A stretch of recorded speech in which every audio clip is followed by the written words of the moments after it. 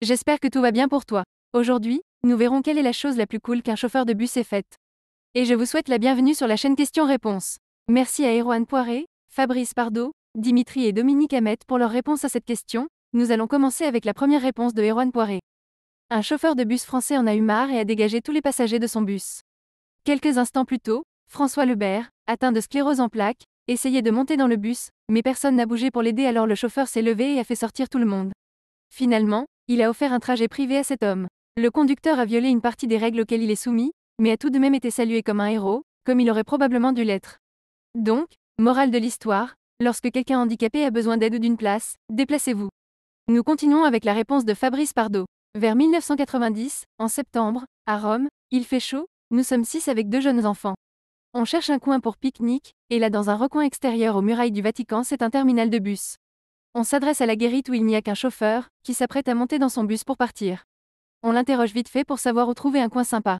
Il nous dit oui, juste en haut de la pente et nous dit de monter. C'était trop court a-t-il estimé pour perdre du temps à nous vendre des tickets.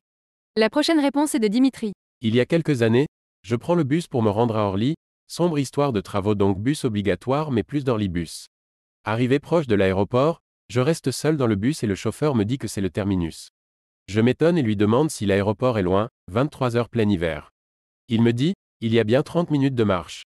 Restez dans le bus, je vous dépose. J'ai été déposé au terminal par un bus de la RATP rien que pour moi. Encore un grand merci à ce monsieur.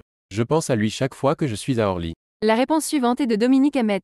Je me souviens d'avoir été dans un bus essentiellement scolaire et un jeune a appuyé sur le bouton pour ennuyer le chauffeur et certains. Est-ce l'ont vu faire.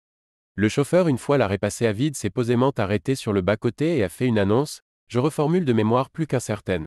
Vous savez que je suis ennuyé quand l'un de vous m'arrête et que personne ne descend mais celui qui l'a fait devrait se déboncer, non?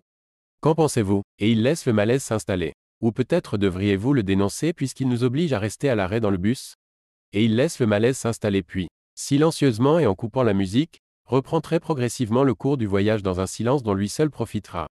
L'intelligence de cet homme est remarquable. La vidéo est terminée, merci d'être resté jusqu'à la fin. Si cette réponse vous a aidé, merci de nous aider aussi en laissant un like et en vous abonnant à cette chaîne. Ça nous permet d'avancer sur YouTube. La vidéo est terminée, vous pouvez continuer de discuter de cette question en commentaire, ou trouver une autre question qui vous intéresse. À la prochaine!